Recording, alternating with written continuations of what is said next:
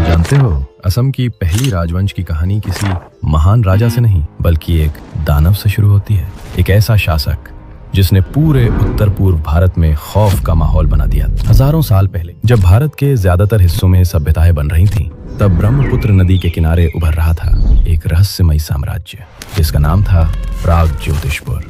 और इसी भूमि पर जन्म हुआ असम के पहले राजवंश दानव वंश का।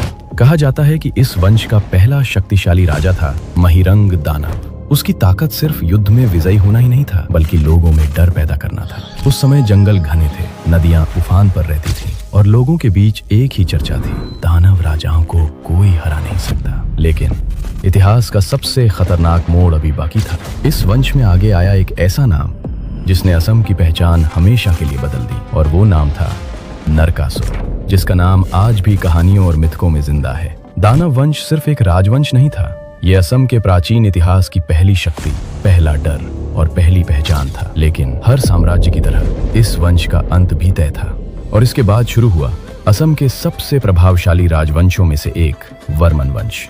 अगले पार्ट में हम जानेंगे कैसे वर्मन राजाओं ने असम को एक नई पहचान दी।